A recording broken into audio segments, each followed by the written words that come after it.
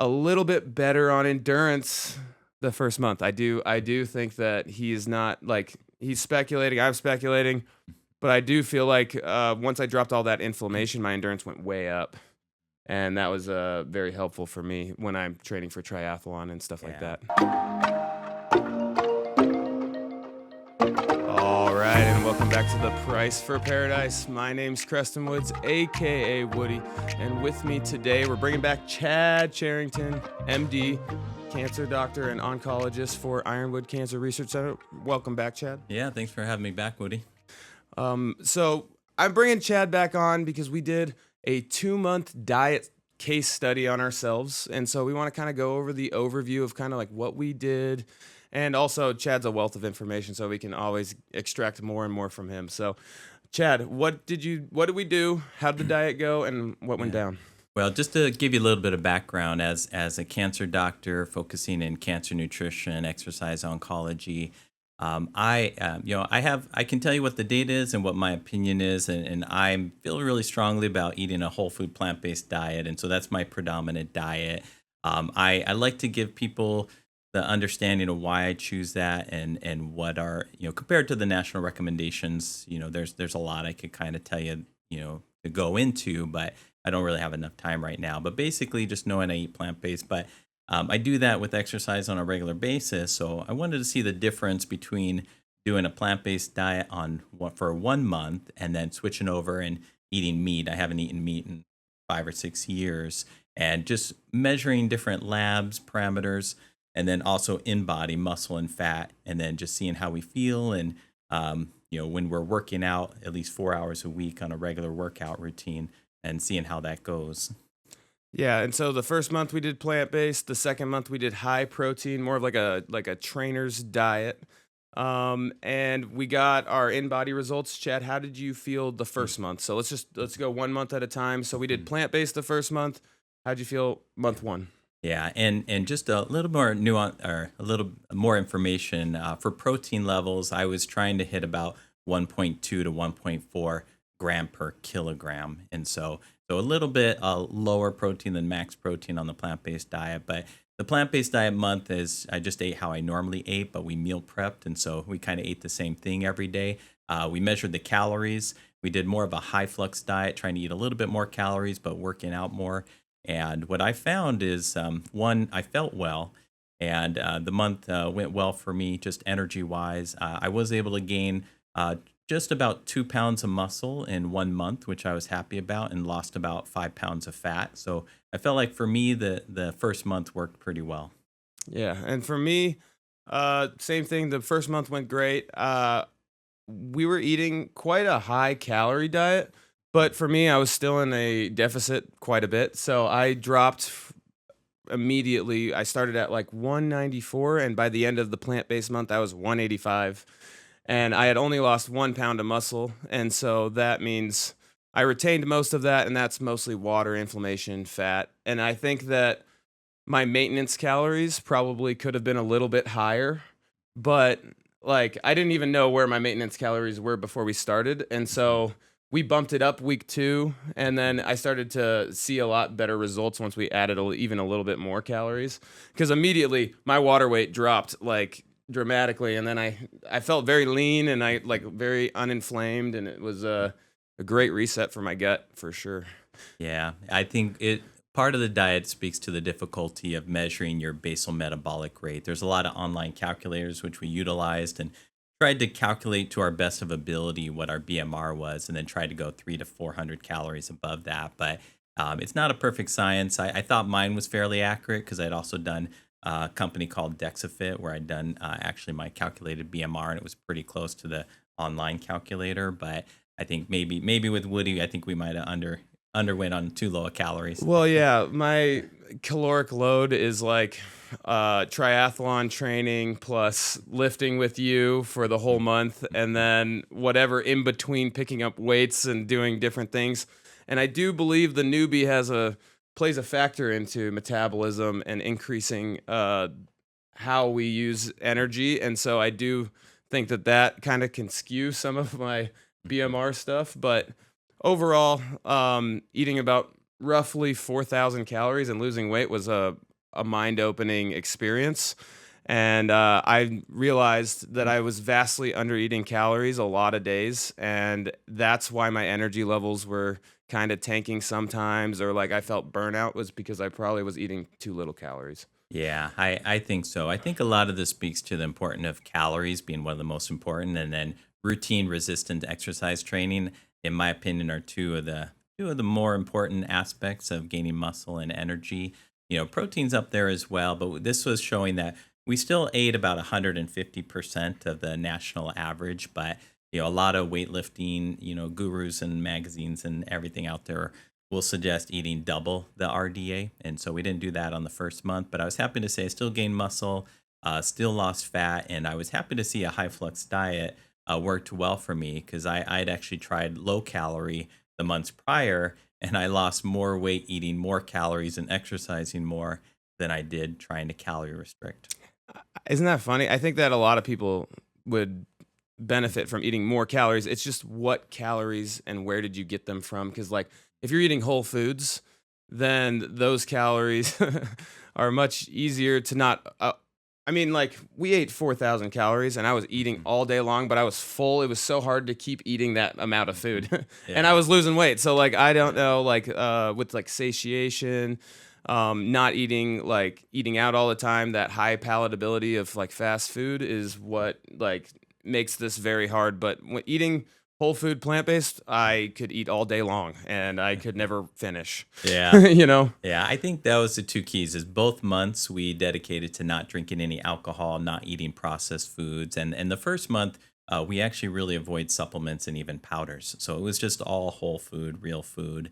And I think it still went well. Like I actually helped create the diet for Woody. I gave him a pretty high fiber diet, like 100 to 120 grams a day, which is about 3 to 4 times the limit.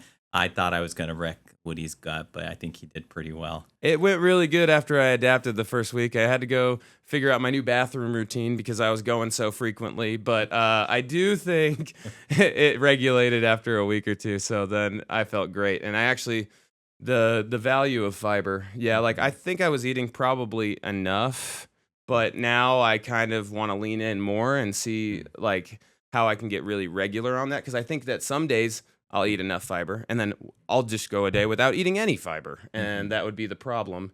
Hmm. Because you need to be regular, you need to be consistent, just like anything, Yeah, right? Because we yeah. are creatures of habit and day to day. We reset. Yeah, I agree with you. I think we get lost in the nuances of diet because we a lot of times talk about micro macronutrients, but and I always try to simplify the diet as much as possible. But if you just eat as much real foods as possible, plants or even lean meats, I always say, then I think you're going to be in good shape. It's a lot of times the processed foods, the high calorie dense, nutrient poor foods that are going to get us in trouble. Anything that you didn't like about our first month, and anything that you would say is like you would want to do better next time? Yeah. I would say part of it is doing this kind of diet. You're kind of eating the same thing over and over again. So it gets a little boring, but it's nice because every Sunday, we created meals for the whole week so we could really calculate and get the right calories. But it does get kind of boring eating that way. And once you get used to it and you can create more meals and more variety, that part I would like more. As far as it was hard for me to avoid I do have some protein smoothies sometimes and protein shakes. And so it was a little hard to avoid. I did avoid smoothies and stuff the first month. So it was just all, whole food. So it takes a lot of prep work. It takes a lot of refrigerator space. So it's just more work, even though I feel like it was healthier. For me, the first week we started the diet and we did not use creatine. Yeah. And for me, I was using creatine like all the way up until our diet, right? And I tried to cut it out like a week before, and I already lost like 5 pounds of water weight. And then I go into the diet and I just started rapidly losing weight, right? And I started losing muscle weight too. And uh, we didn't want to skew the study. Mhm. So Chad decided that we were going to hop back on creatine because that Yeah. would be less variables, right, Yeah. than seeing my first scan, right, and seeing it Yeah. drop dramatically because of a creatine problem, not a diet problem. Yeah, exactly. I forget to mention that that is the one supplement that we did do, and we started it about halfway toward the end of the first week. And it was mostly because creatine is going to get it is shown to help with muscle mass, water retention, and I thought it was going to really skew the results. And since Woody had been on it leading up to the diet, even though I had not, I thought it would be more equal if we both went on it. So I got Woody a plant-based creatine monohydrate. Yeah, so I didn't even know plant-based creatine was even real because I pretty sure like you can only find it in foods in like animal products, but I mean, we got science these Yeah, days and yeah. we can make it in a lab. It's just a Yeah. little chemistry here and there, right? A Yeah, couple yeah, amino acids. exactly. I mean, you are going to get the majority of creatine animal based, but if you get the right mixture of plants, so both of it has to be refined from animal or plants. And so the plant based, I think, is mostly pea and soy protein, mixture isolates. I'd have to verify that, but yeah. So, but I think it made the study more equal since we were both doing the same thing, throughout, and Yeah. we are doing about 10 grams each. Yeah, so there's been a lot of studies coming out about creatine lately about like sleep deprivation, taking a higher dose. For me, I've been taking creatine for many, many years, and I think it's one of the most like safe and useful supplements out on the market. Uh, but I had always thought like the methodology was you only need to take 5 grams a day to keep that saturation. But the more I take more creatine, the better results I feel like I get. So I don't know if like it's more energy or stuff like that. Like maybe because I do endurance sports that I burn through my creatine stores a little bit faster. But I think that over 5 grams is actually a little bit better now. Yeah. So Yeah, and for me, I sometimes I get a little upset stomach between 5 to 10 grams, but lately when I mix the 10 grams in smoothies, I've been doing okay with it. I do notice at least 3 to 4 pounds weight gain, probably water weight initially, and I do feel that when I'm tracking my muscle gains, I do get a little bit better muscle gain, consistent with the studies when I'm using creatine. For me, it's more consistency. I have a hard time remembering to do it every day. So I'm probably remembering to do it every other day throughout the week. So I'm probably actually averaging 5 grams a day since it does saturate and does stay in your body for a while. yeah, exactly, exactly. All right, Chad. So let's take it into month two. Mm. We did take a week. We did take blood tests after month one, and we did take blood tests after month two, and in between, we did take a week off. Yeah. Yeah. Right, and so during that week off, Yeah. what happened to you? Yeah. So, and I will say I feel a little bad for the our omnivore month when I ate meat because I did do a travel to a wellness retreat where I did practiced on just what's called somatic breath work and wellness, mind body medicine on myself. And so I really tried to stick to the protein requirements that Woody had had for me. So I weigh about 170 pounds, and I was trying to average at least 160 to 170 or more grams of protein. And I will say I probably some days got 170 to 200 grams of protein, but it was really hard for me to track my calories while traveling. So I think some days I was low on calories, some day I was high, but I do think I hit my protein goals every day. So that I do think that might have skewed the results. And then my workout routine got off a little bit. I probably instead of working out 4 days a week was averaging 2.5 days a week. I was at hotels and trying to work out at the hotel gym, but I know it's a little different. Wasn't working as intensely as I would, here at home for the first week or so. Yeah, I mean, we all have life, right? Like in a perfect world, we could control all these variables, but I don't want you to not go to your breathwork retreat, especially because I'm a breathwork teacher. But I do think that like we have life getting in the way, so a lot of times these variables are going to get a little skewed from that. But overall, like it's not going to make the massive difference if you continue to hit that protein number, right? Like for what we were trying to look at, Yeah. that second month was just retaining muscle, gaining muscle on a higher protein diet. And Yeah. so, what did you think about for you on like how hard it was to do, how easy it was to do? Did you like the food? Yeah. Yeah. Because you don't eat meat, Yeah, right? So. yeah.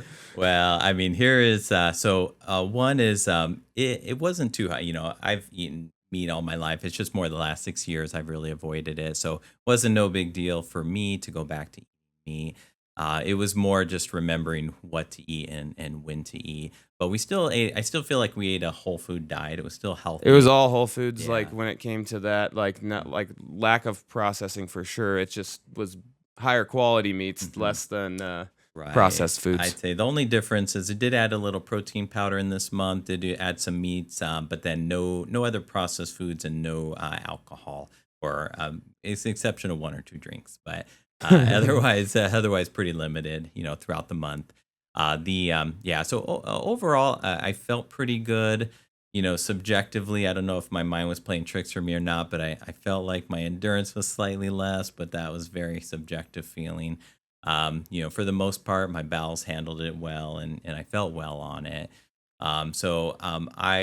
Overall, I don't want to disappoint, but I'm just not crazy about meat. It's like the taste, Woody flavored and good. I'd say he's a good cook. He did make a lot of the meat for me, but like when you strip away the meat, I feel like it's just tasteless, and it's just like tofu. Like it's however flavoring you put on it is how good it tastes. And so that's my Hot only take beef. out of Chad.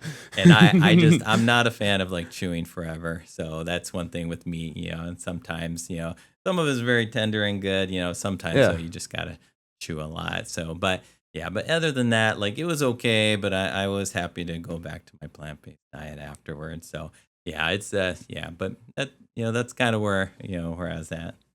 For me, I, went back to eating like I normally eat. So, instead of Chad's version, during the first month, I did crave red meat. That was probably the thing I craved the most, out of all the things that was, being, taken out of the diet.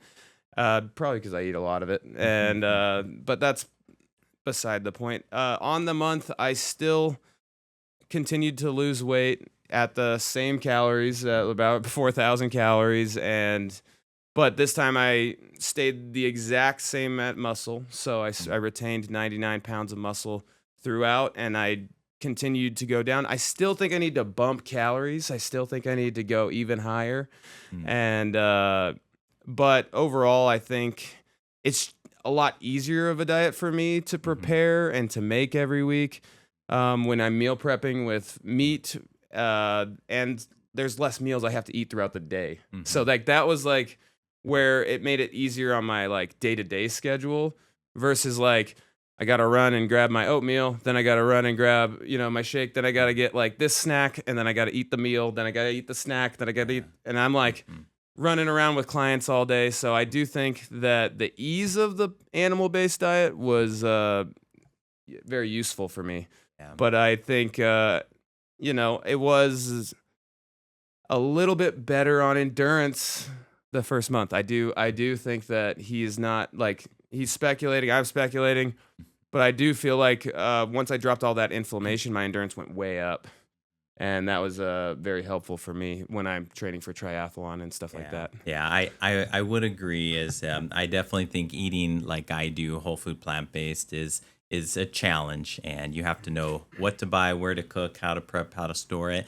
So it's a lot more forethought. It's a lot more work, to do that. But The caveat is I did think I felt stronger on the meat-based diet. And mm, so now we had already been working out for a month. And so you're going to feel like stronger progressively throughout mhm, that. And so mhm, that's where I'm like, I'm not going to say that's like a hard, like I felt stronger on meat and more mhm, endurance on plants, but mhm, that's kind of like how I feel it goes. yeah, And that's how it went for me in my head, yeah. during these diets. Yeah, I mean, this for me, just, mentally, this may mean nothing because it's just my opinion, but I felt just as strong, maybe a little stronger eating more protein on the omnivore diet. I felt slightly more achy and slightly more tired, but I wasn't sure if it was because I wasn't sleeping as well. So that could have played a role as And the well. steps a day. Yeah, and I also on the plant-based diet the first month, I was averaging 15,000 steps a day, whereas on the second month, it was July in Arizona. It was a lot harder for me to get outside because of the heat, and I dropped my step count down about in half, like 7,500 to 8,000. So that might have made a difference. At the end of the month, when I did my in bodies, one thing I learned is in bodies are quite variable, and so I tried to measure them at the same type of cold muscle, time of day, without food, and plenty of hydration. And the variance on the muscle body suggested that my muscle growth was still about 2 to 2.2, I'm guessing, pounds of muscle. So on the higher protein diet, I think I gained slightly more muscle, but it is hard to tell over the 2 months. The in bodies sometimes would say I gained 3.5 pounds of muscle. Sometimes they said I gained 6 pounds of muscle. So that's a pretty big variance. But either way, I gained muscle and I was pretty happy with it. 3 to 6 pounds in 2 months, I think, is amazing. Yeah. Um, and then on the second month, though, I do think the first month I lost 5 pounds of fat. The second month, I either gained a pound or I kind of stayed even. But I think that also speaks to the variability. I wasn't sticking to my calorie count as well in the second month. And so that might have played a role in the fat reduction. Yeah, I think the steps a day thing is a big change if you take out like 7,000 steps. Like that's Yeah. like a recommended dose Yeah. in itself, and Hmm. then you go up to that 14,000, right? Hmm. Like, and when we also did this study, like at the first week, you're really excited, right? We having a great time. We're like, you know, new diet study, like we're going hard. We did Hmm. steps a day. Hmm. We Hmm. lifted hard. Like the motivation was Hmm. there, and like Yeah. we did good up until like the third or fourth week of meal prepping, where Yeah. we were like, man, meal prepping every week is exhausting. We're like Yeah. trying to fit it in our schedules and Hmm. like stuff like that. Hmm. It wasn't exhausting during the week when I had all my meals prepped though, so that Yeah. was very nice. Like Yeah. I got a lot of time currency saved in the middle of the week, but those Mhm. weekends sometimes were stressful when we're like 8 o'clock at night still, Yeah. making food and doing all these things. And we eat a Yeah. lot, so it was Yeah. making for it looked like a family's worth of food, and it was just me and Chad. Yeah, yeah. I was around 3,000 calories. Woody was almost 4,000, I think, calories. And Yeah, when you're trying to hit your calorie goals, sometimes you get to the end of the day, and some days I'm still hungry. I'm like, oh, I want to eat more than 3,000, but I can't go over. But then other days I'm like, oh crap, I only had 2,000 calories. I you gotta got an hour stuff till another down. bedtime. I got to stuff down another 1,000 calories to hit my goal, and sometimes that was hard too. And so it's hard sticking to the same calories every day. Yeah, it Mhm. is. But overall, I think that on both of these diets, we did fair, like we got healthier, we got stronger, we, lost body fat and gained muscle. So I did not gain muscle, but that's because I didn't eat enough calories. Yeah, But I retained it, and that was the goal mhm, for me too. yeah. So a lot of times, like we have different goals, and gaining muscle is not always the goal. Yeah. For some people, it's not. Yeah, my biggest point was just showing that you can do just as well on either diet. So I think you can still do well muscle gain, energy, fat loss on each diet. I do think the calorie count and the activity level probably plays a bigger role than some of the foods you eat, even though I think we're still eating very healthy foods in both diets. My other big thing is I think we sometimes this is where I may differ in Woody. I think we overdo it on the protein. I usually eat 120 to 150% of the RDA recommendations, but a lot of bodybuilders will eat 150 to 200% of it. And so I'm still above the recommendations. I'm just not at what some people call optimal levels.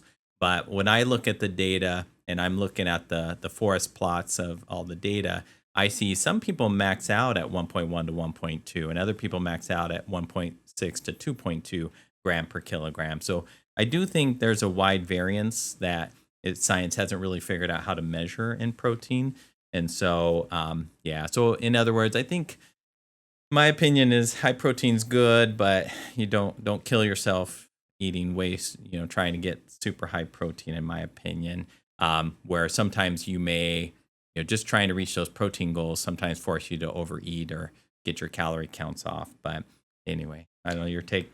So my take on protein is that I was very surprised that eating 130, 140, 150 grams of protein for me did help me let me retain all that muscle during our plant-based study. So Mhm.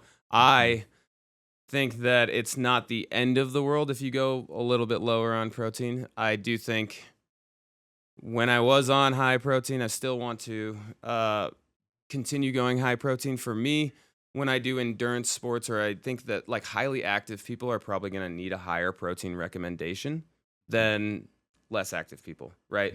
And I think that plays a role into like that why it's not an exact recommendation for everyone, Mm-hmm. right?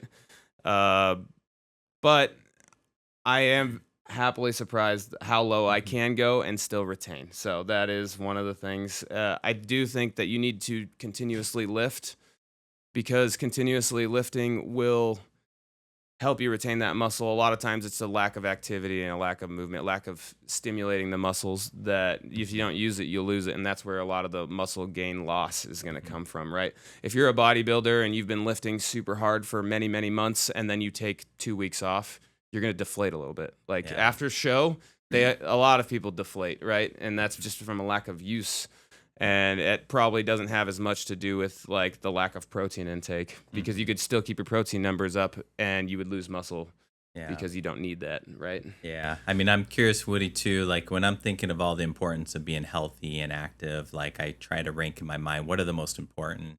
And I'd probably put hydration and sleep up there as number one and two, in my opinion. And probably three is activity level and how much resistance and activity you're actually doing.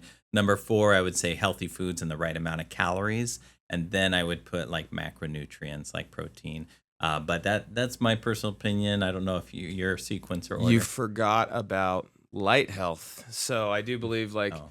yeah, getting enough proper sunlight or Mhm. red light like helps the body function in a way to where that's more important than certain diet effects, right? Like Mhm. and so I do think that you could, if you stayed inside all day and you got no sunlight and your body didn't get any of that like cellular health activation, you'd have a big problem. But yes, Mhm. I think protein's not as big of a deal as you getting fit, you eating enough calories, you eating whole foods.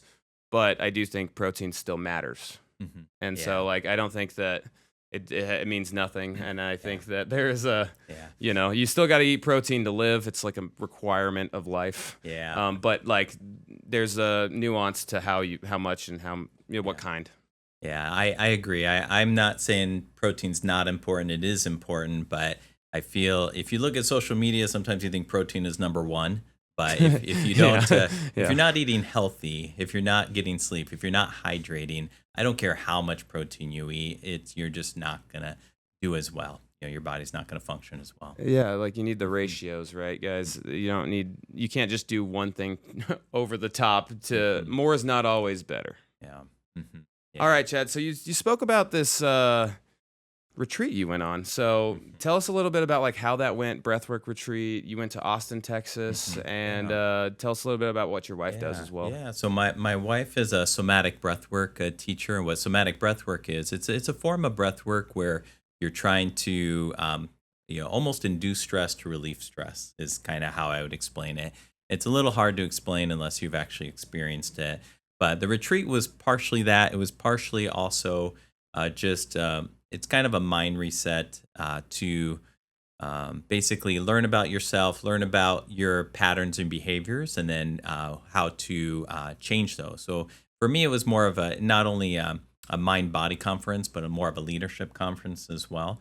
So it's because the conference, I don't want to give away too much because I feel like it was really, really helpful. It was a conference by Preston Smiles and Alexi.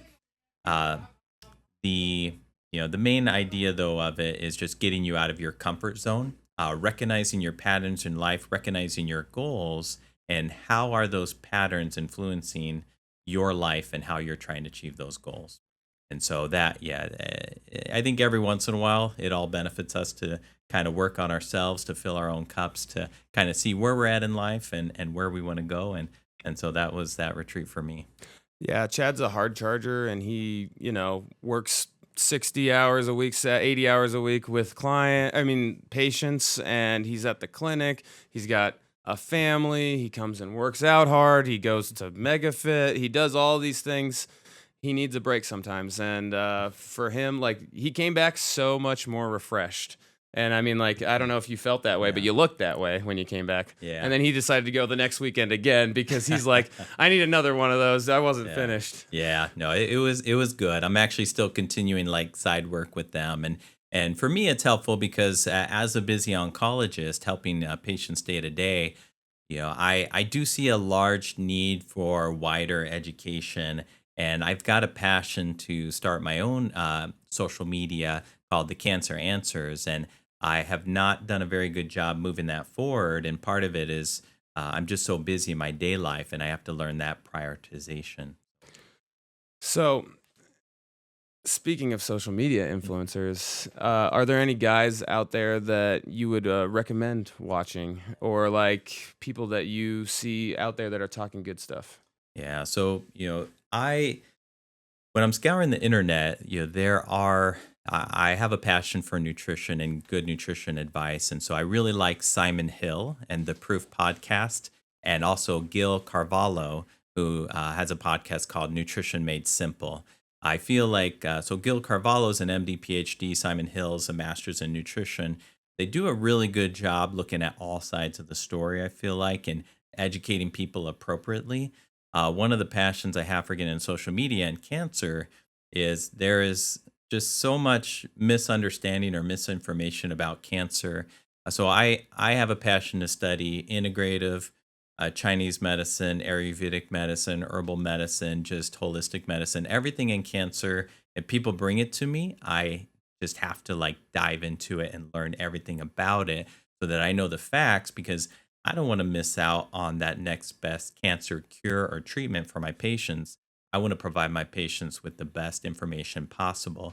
But when I'm seeing things on social media about the next best cancer cure, and then I look into it and find out that there's really no data there, it gets very frustrating. And it's frustrating for me as a doctor and a scientist to see this misinformation where I have over 30 years of education and training in interpreting data and looking at these things. And when I see misinformation, it just saddens me because I know it's leading a lot of my patients astray. Can you give me any examples of like stuff you see on the internet that might be, told wrong or yeah? Yeah. So some of the biggest things, there are some media influencers that I just cringe watching. Unfortunately, Dr. Berg has just a lot of information that is just inherently wrong. His physiology, explaining about heart disease, diabetes, just the basics are just wrong a lot, and so it hurts me because I have a lot of patients that follow him and trust him to see that they're following bad advice from someone that isn't really formally trained in this area like I am. Same thing with cancer. There's a lot of people that will tell you to do the ketogenic diet for cancer, and it's not that it's wrong. It's just that it makes a small difference, but there are other diets that actually make a bigger difference. And so understanding the nuance is a big deal because I think some people will see something like a ketogenic diet and they think that's the end all be all and that's going to be the answer. And while I can support people through that, and it may help with some cancers, but other cancers, sometimes it may be the wrong choice. It Might actually exacerbate it. might make it more aggressive, and people don't realize that. So I actually am working with some companies and myself doing something called precision nutrition, where I'm trying to design diets and meal plans for your specific cancer and the molecular markers of the cancer. And so that science is still in its infancy, but I think that's a much better approach to nutrition for cancer rather than throwing out some random diets for people.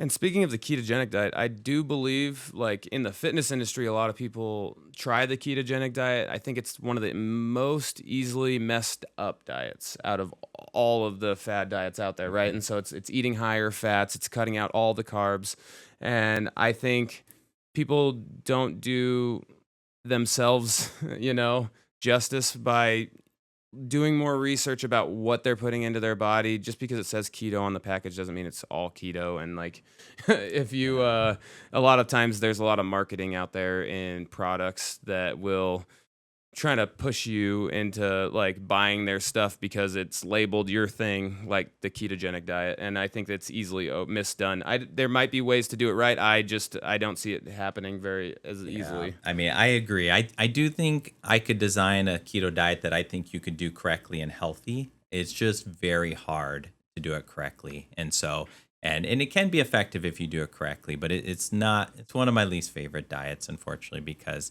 it's hard to do and it's easy to lead people astray and not eat healthy on it. So, And for me, doing endurance sports, there's just no way I could eat ketogenic and then run like a half Ironman. Like your body needs both fuel sources. yeah. Than just being in ketosis the whole time. I don't think that will be as much of a physical benefit for you as much as it is like maybe a cognitive benefit or just other benefits. But a lot of racers do take ketone salts because you can go into ketosis with exogenous ketones now with much easier and not have to go do the keto diet to get that same response. Yeah, don't get me wrong. There are good things about the keto diet, but it's just a misunderstanding that there's one solution for all of us. Yeah. Whereas, really the bottom line is you eat healthy, you eat the right amount of calories, things will go in the right direction. It's just finding those habits and getting into those behaviors is the hard part. Sometimes you get a really strict diet like the keto diet where it's very regimented, and some people do better with that. Although from my experience, most people fail at it and just can't maintain it because it's hard to maintain. So, Chad, back to influencers. Tell me how you, I guess, judge information. How do you do your research? And, like, how do you know who you're listening to is going to give you, something valuable? Yeah, so I'm looking for influencers, and if I get into more influencing, people that are going to be able to weigh both sides, but also give people an accurate representation of what we know. Because a lot of things in science we don't know 100%. Like we may know 80 or 90%, but there's nuance to everything. So I could throw out there different things like supplements, like creatine monohydrate, magnesium. I mean, 90% of people, 95% of people, those are some high value supplements for a lot of people. But there's nuances to those as well between gut issues and other allergies and efficacy issues depending on how you take them. So there's all these little nuances that I don't think are fully explained and all social media channels. And there's a lot of things too around cancer between not only things that cause cancer, but things that treat cancer because the same cure or treatment for one person's cancer is not going to work for everyone's cancer. And the same thing with the same risk factor for one cancer is not a risk factor for all cancers. So there's something about toxic effect. There's a lot of things in our environment where we know that they may cause cancer and a lot of up and coming things like 5G radiation and plastics but we don't know the toxic dose of a lot of these things. And when we do know the toxic dose, sometimes I'll tell people, yeah, that can cause cancer, but your increased risk may be 1 in 500.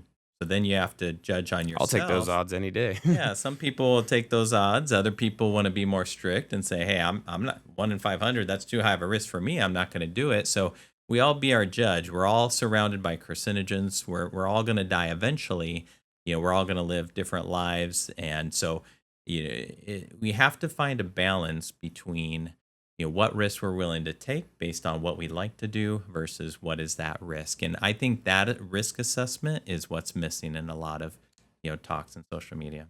And I also think that people need to decide to take that risk when they decide when they take that risk and accept that they took the risk, right? Mm-hmm. Like, because I think if you stress yourself out, like, you start doing this thing, but then that cancer risk is in the back of your head and you start placebo affecting yourself, some extra stress, and you start getting all of these bad outcomes because you are freaking out because you're knowingly doing something you think is wrong. Mm-hmm. And so the psychology behind that, like, make sure that, if you're going to do it, just pick a path and walk it. Like, don't stand at the fork in the road because that's where everyone has stress and problems, right? Mm-hmm. Pick a path, keep walking it. Yeah, exactly. I mean, that's what life's all about. We all live it how we want to live it. And I just want people to know, have enough information so they can choose what they want to do. It saddens me when people may do something and they don't understand the risk and then they get harmed by it. And then it's after the fact they realize, oh, maybe I wouldn't have done that if I would have known there's risk. But some people, they'll know the risk. Maybe daredevils and people that are doing really risky stunts and stuff, they'll still do it for the thrill and the fun of it. And they get injured and they still said they would not do it differently, so. Bigger risk, bigger reward, a Mhm. lot of times. Yeah. But in health, we want to find the least risk with the maximum rewards, right, guys? Mhm. But I'm a baseball player, so I'll take 30% odds. That gets you in the Hall of Fame. So, Yeah. but Yeah. So, anyways, Chad, let's finish it up here. So we're in the mhm, last 5 minutes. mhm. Anything you want to say before we get out of here, Yeah. about the diet or just about anything about cancer? Yeah. No, the biggest thing I want to say is like for me as a cancer doctor, when I come across, I always worry. I tell people all the risks for everything, and that may make it look like it's pretty regimented. Like for example, I'll pick on alcohol. There's no known safe dose of alcohol. Even a sip has been associated with cancer risk, but the risk is pretty small with just one sip. And for me personally, I really like a bourbon every once in a while, so I don't fully avoid alcohol, but I do try to limit it. I don't drink it on a weekly basis right now, maybe a monthly basis. Um, but it's just that's where I've decided to fall on. So everyone's different where they're at. You certainly everything's a balance in life, and that's one of the key things to know. I love it. Well, thanks, Chad, for coming back, and we'll have him back on once we get our blood results, and we'll talk about a little bit more about the data, and then we'll talk even more cancer. So, thanks for coming on the podcast, brother, Yeah, thanks for having me. and we'll see you guys next week on The Price for Paradise. My name's Woody, and aloha.